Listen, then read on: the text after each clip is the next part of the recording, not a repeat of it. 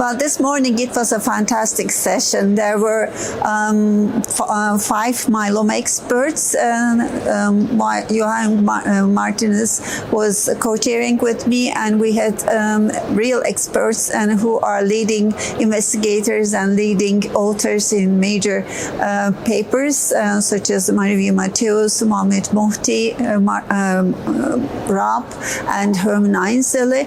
So the discussion covered all aspects for newly diagnosed myeloma, with an overview of the historical evolving nature of myeloma treatment, and of course what it follows in the relapse setting. So with newer therapies, the response rates and depth of response is improving with newly diagnosed transplant-eligible patients. The expected median progression-free survival of 17 years seems to be currently unbeatable, but nevertheless there is even more effective regimens achieving 100% MRD negativity at induction phase. So it is a real breakthrough that's happening. And so what is the next step? If patients already have received daratumumab at frontline, what is expected for those patients when they relapse? Luckily, those patients are less. So today in the morning, there was a perfect discussion about what is the best treatment during induction and what are the first relapse treatments. And it's fascinating to hear that more and more patients are receiving CAR-T therapy for first relapse. And in some countries, such as here, the host country, Spain, it is approved. But it's approved for lenalidomide refractory patients. So in Spain, they recommend to continue with lenalidomide to be able to demonstrate that the patient is progressing on lenalidomide to be eligible for a CAR-T therapy, which is the first relapse treatment here.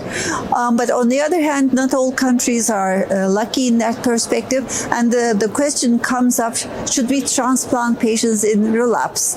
And that question was addressed by Dr. Rob. And unfortunately, there's not much data to support evidence. And in all the induction regimens, Landex versus first relapse transplant was not a very positive finding in favor of transplant. But today we don't have such data. So there's a space to question the role of transplant in the relapse setting. So the morning's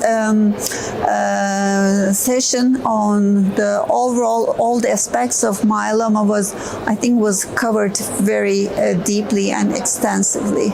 In the case where newer immunotherapies such as CAR-T and bispecifics are introduced to the patients, the chances that they will fail is also a reality.